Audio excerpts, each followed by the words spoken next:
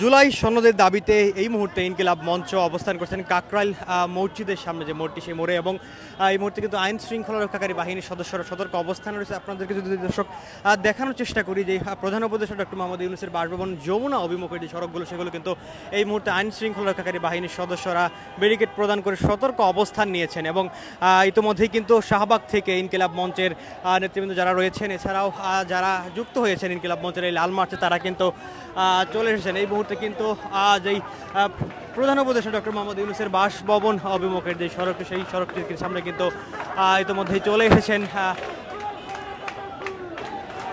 ইনকিলাব মঞ্চ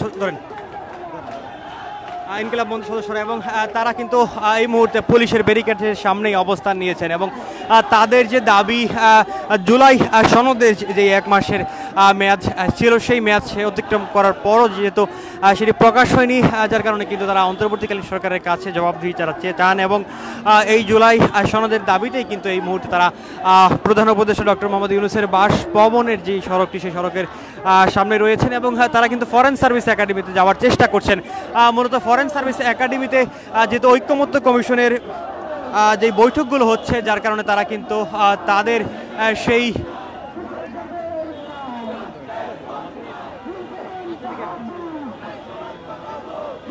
মূলত foreign service একাডেমিতে যে ঐক্যমত্য কমিশনের বৈঠক হচ্ছে, সেই বৈঠকগুলোতে কিন্তু তারা বার্তা দিতে চান। এবং সেই কারণেই কিন্তু তারা যেই শুরুতে ঘোষণা করেছিলেন মানিক মিয়া এভিনিউর উদ্দেশ্যে যাবেন, তবে পরবর্তীতে তারা কিন্তু ফরেন সার্ভিস একাডেমিতে তাদের স্থান পরিবর্তন করে তাদের লাল মার্চটি কিন্তু ঘোষণা করেন। দর্শক, আপনাদের যদি জানিয়ে রাখি, বেলা 4:30 নাগাদ কিন্তু তাদের এই লাল মার্চটি যারা শুরু করেছিলেন। এবং জাতীয় যে জাদুঘর রয়েছে শাহবাগে, সেই জাদুঘর সামনে থেকে কিন্তু তাদের এই লাল মার্চ যারা শুরু করেছেন। এবং জুলাই সনদের দাবিতে তাদের এই লাল মার্চ। এবং এই মুহূর্তে কিন্তু পুলিশের যেই আইন শৃঙ্খলা রক্ষাকারী বাহিনীর সদস্যদের যেই ব্যারিকেডটি রয়েছে প্রধান উপদেষ্টা ডক্টর মোহাম্মদ ইউনূসের বাসভবন যমুনা অভিমুখে, সেই সড়কে তারা অবস্থান নিয়েছেন।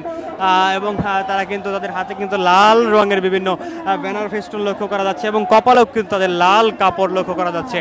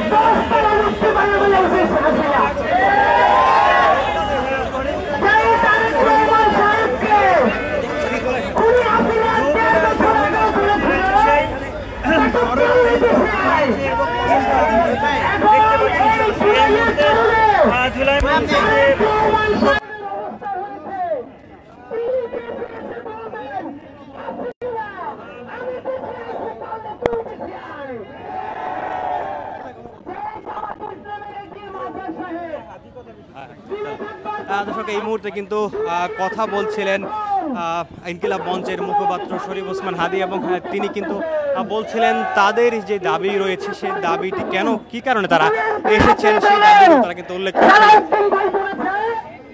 ঐক্যমত্য কমিশনে কাজের চেয়ে নাকি নাস্তা বেশি হয়, তাইলে সেই নাস্তা বিএনপি না খাইলেই তো পারে, বিএনপি বললেই তো পারে এই জুলাই জনতা যা চায় মাইনা নিলাম, সনদ দিয়ে দেন, নির্বাচন দিয়ে দেন। বিএনপি এই দায় সরকারের উপরে দিয়ে দেন। জামাত ইসলামী সরকারকে আমাদেরকে ধরতে বলেন। ঘোষণা করে বেরিয়েছেন একটা সরকার, কোন রাজনৈতিক দলের হাতে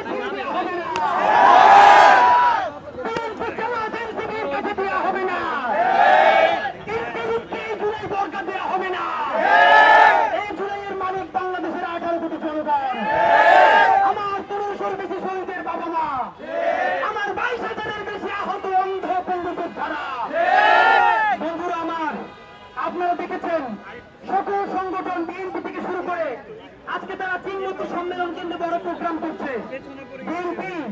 এই প্রোগ্রামের কি দাম থাকবে? যদি জুলাই ঘোষণা আমরা সনদ ঘোষণা করতে না পারি তবে। সুতরাং আমরা চিৎকার করতে করতে, আপনাদেরকে গালিগালাজ করতে করতে আমরা নিজেরা অসুস্থ হয়ে গেছি। আমাদের ব্যক্তিগত জীবন ধ্বংস হয়ে গেছে।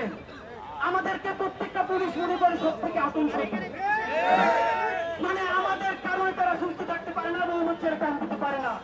ভাই, আপনারাও মৌমচ্ছের টান দিতে পারেন না? আমাদেরও তো বউ একটা হইলেও আছে। আমাদের তো যাদের বউ নেই, অনেকের তো বয়ফ্রেন্ড গার্লফ্রেন্ডও আছে। সবার সব রিলেশন ভেঙে চুরে তোমার হয়ে গেছে। আর রিলেশন টু রিলেশন বাংলাদেশে বাইতে থাকবে না যদি আমার জুলাই সনদ না হয়। আমরা চিৎকার করতে করতে সবাই আজকে জুলাই উদযাপন করতেছে। কিসের উদযাপন? জুলাই এই জুলাই কি জনতার হাতে আছে? হাতে আছে? হাতে আছে?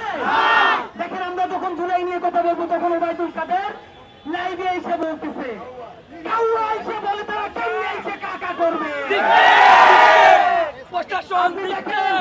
উত্তরা থানার ওসিরে ফোন কইরা গণহত্যাকারী আওয়ামী লীগ বলে যে কথা আমরা বলছি, আমাদেরকে বলে আমরা মুক্তিযুদ্ধ চেতনার বিরোধী।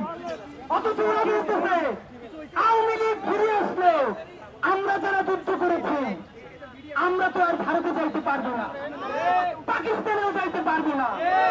ওরা আবার নিজেরা বলতেছে যে আমরা তো ভারতে আসতে পারছি, ওরা যাইতে কোথায়? আমরা কোথাও যাবো না, বাংলার জমিনে থাকবো। আর যদি কোথাও যাই, শহীদ হয়ে আল্লাহর কাছে পৌঁছে যাবো। এই জুলাই জনতাকে কোন গাদ্দারের হাতে ছেড়ে দিব না। বন্ধুরা আমার, জুলাইয়ের ঘোষণাপত্র হয় নাই, জুলাই সনদ হয় নাই, এর মতো 36টা ডেট ঘোষণা করছে। শান্তিপঙ্কে বোঝানোর একটা লাইন আছে, শান্তিনিকেতনী ভাষায় গালাগালি করলে আপনার দোকানে লাগে না, আপনাদের কাছে সেটা রবীন্দ্রসঙ্গীত মনে হয়। এই জন্য নজরুলের মতো সমানে গাইলেন শুরু করছি, তাতেও আপনাদের এখন গায়ে লাগে না। আমরা আপনাদের সাথে পিটাপিটি করতে পারবো না, কিন্তু আপনাদের মার খাওয়ার মতো সাহস আমাদের আছে। বন্ধুরা আমার, এই জুলাই আসমান হতে আমাদের অন্তরে এত বেশি সাহস নাজিল হয়েছে যে আমাদের এখন আর শহীদ হয়ে যেতে ভয় করে না। বন্ধুরা আমার, জুলাই সনদ লাগবে। এইখানে সামনে ফরেন সার্ভিস একাডেমিতে জুলাই ঐক্যমত্য কমিশন মিটিং করে, আগামীকাল কেউ মিটিং আছে। আপনারা জানেন প্রায় এরকম মিটিং করা হচ্ছে। আলী রিয়াজ সাহেব বলেছেন, প্রথমে বলেছেন দেখেন এই 25 জুন তাদের জুলাই সনদ দেওয়ার কথা দেয় নাই, অফিসিয়ালি দুঃখ প্রকাশ করে নাই, কোন ডেডলাইনও দেয় নাই। তখন বলেছে ডক্টর ইউনূস সাহেব বলেছেন জুলাইয়ের মধ্যে জুলাই সনদ দিবে। এখন আলী রিয়াজ সাহেব কি বলছেন? এখন তিনি বলছেন যে রাজনৈতিক দলগুলো ঐক্যমত্য পোষণ করছে না, সুতরাং আমরা এখন সম্মেলন করতে পারবো কিনা। এই মিয়া, রাজনৈতিক দল কি আপনার বাংলাদেশে ক্ষমতায় আনছে? আপনাকে বুঝতে হবে।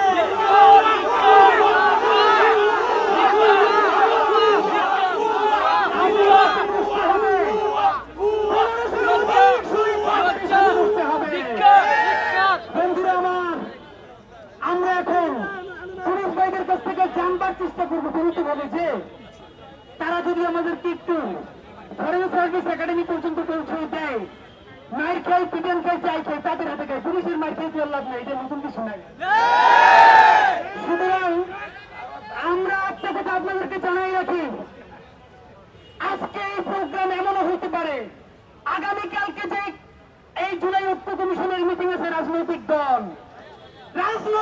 দলগুলো ওই জুলাই জনতা চতুর্দিক থেকে ঘিরে ধরতে পারে। চা খাও, নাস্তা খাও, হাজার হাজার মামলা প্রত্যাহার হচ্ছে বিএনপি জামাতের। এই জুলাইয়ের কারণে নাকি আমাদের হচ্ছে, আন্দোলন করছে সবাই, কিন্তু বিএনপি জামাতই তো সুবিধা পাইছে, এনসিপি তো সুবিধা পাইছে। তাহলে আজকে এই লাল মার্টিন কিলাব বঞ্চিত করতে হচ্ছে কেন? বিএনপি জামাত আপনারা পিছনে বসে বৈঠক করবেন আর আমাদেরকে বলবেন ইন্টারিম করে না। ইন্টারিম আপনি কেন গণভোট দিচ্ছেন না বলেন? সুতরাং আপনাদের কাছে, পুলিশ ভাইদের কাছে গুরুত্ব অনুরোধ,